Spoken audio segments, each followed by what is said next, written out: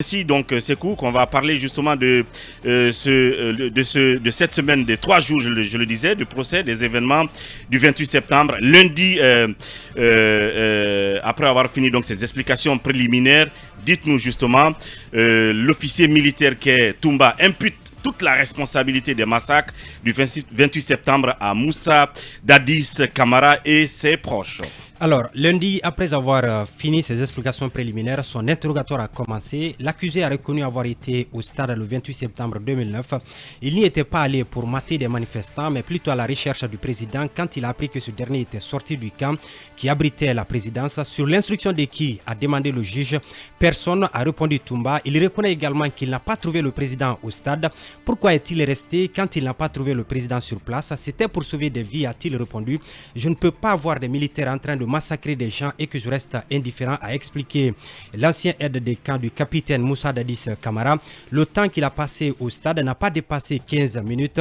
Selon lui, cependant, il dit avoir vu des officiers comme Moussa Keboro Camara, Marcel Guilavogui, Begré, ancien commandant du camp Koundara, Georges, Joseph Makambo, le général Baldé et Théodore. Il dit avoir également vu des civils qu'il appelle des infiltrés munis d'armes blanches en train de mater des manifestants. L'ancien aide de camp du capitaine Moussa Dadis Camara a aussi expliqué qu'il n'était pas en compagnie d'hommes, excepté le féticheur de Dadis du nom de Foromo.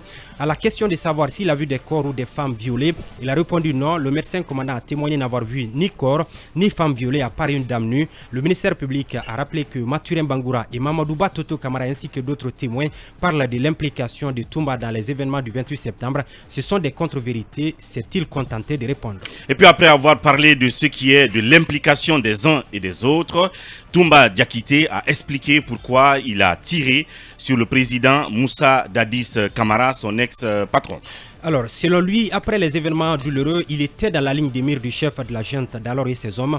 Il a expliqué qu'on voulait lui faire porter toute la responsabilité des massacres du 28 septembre. Et pour étayer son argument, il a informé que c'est son nom qui était sur la liste qui a été communiquée à la CPI par Dadis. C'est ainsi que Dadis et ses hommes se sont retrouvés au camp Koundara pour tenter de le faire arrêter. Il dit donc s'être défendu en ouvrant le feu sur le capitaine après avoir reçu des coups sur la tête de la part de ce dernier. Et c'est dans ce sillage que l'accusé Toumba Diakité a parlé de l'assassinat de Makambo. Si tu es atteint par l'injustice, il faut réagir. Peut-être qu'on peut te condamner ici, mais chez Dieu reste tranquille. Toumba Diakité a avancé cette expression à la suite de ces versets coraniques pour justifier l'assassinat de Joseph Makambo à la suite de la tentative d'assassinat dont Moussa Dadis Camara a été victime. Ce dernier était à la recherche d'une arme lourde pour régler son compte après qu'il a attenté à la vie de Dadis quand il s'est précipité pour l'exécuter, a affirmé l'officier. Pour rappel, Makambo était l'un des compagnons fidèles de Dadis Camara. Et il est également revenu sur la formation des jeunes recrutés par Dadis au camp Kalea. Alors, camp Kalea, c'est un camp situé dans la préfecture de Forêt-Karia. Sous Dadis, il y a eu des recrutements de plusieurs milliers de personnes pour intégrer l'armée. C'est là-bas qu'ils ont été envoyés pour être formés. Ces recrutements, selon Toumba, ont été faits par affinité, même s'il reconnaît que lui-même et d'autres officiers ont bénéficié des quotas. Mais après, il a expliqué que toutes ces recrues qui ne parlaient pas le patois ne dépassaient pas le centre de la marine nationale à 66. C'est ainsi que ces hommes se sont retrouvés dans les rangs des gardes forestiers.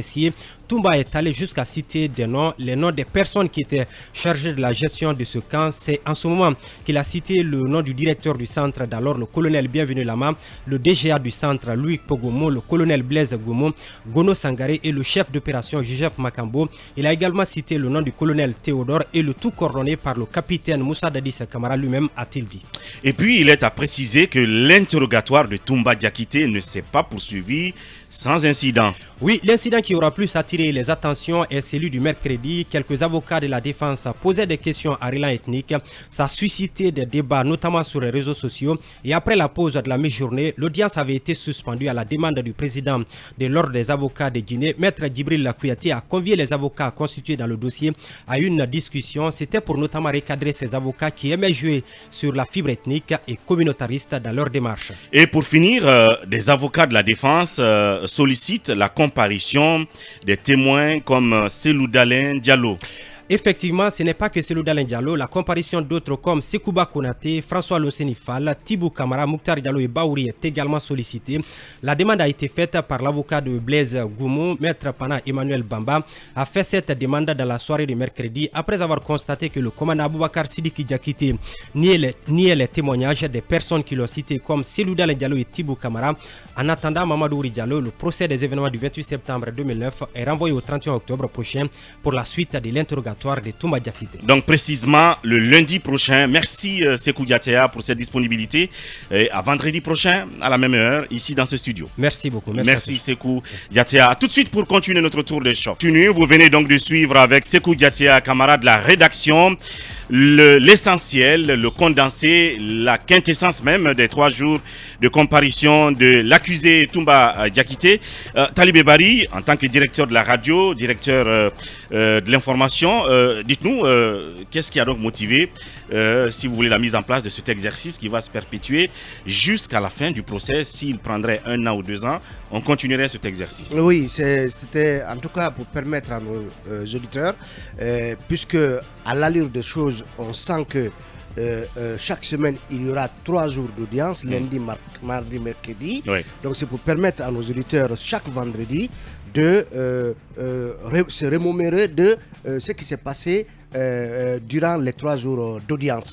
Donc cela permet donc, avant d'entrer dans les 3 jours des 3 prochains jours d'audience, donc à partir de lundi, donc le vendredi, on fait le point des temps forts des différents interrogatoires des accusés, donc pour aider justement à mieux cerner ce que nous avons, en tout cas au niveau de notre rédaction, en tout cas saisi comme étant les passages les plus saillants, les passages les plus importants, les plus percutants dans le cadre des différentes narrations. Tout à fait. Et parfois, quand cela se passe comme l'incident autour des questions à caractère communautariste, on y revient. Donc, c'est pour permettre à chacun d'avoir une vue d'ensemble des 3 audiences précédentes. Absolument. Avant, les 3 nouvelles à venir. Voilà.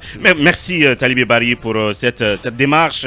Quant à vous qui nous suivez sur nos différents canaux, qu'est-ce que vous en dites aussi? Évidemment, vous pourrez nous faire parvenir vos réactions et vos avis sur donc, notre plateforme Facebook et pourquoi pas la chaîne YouTube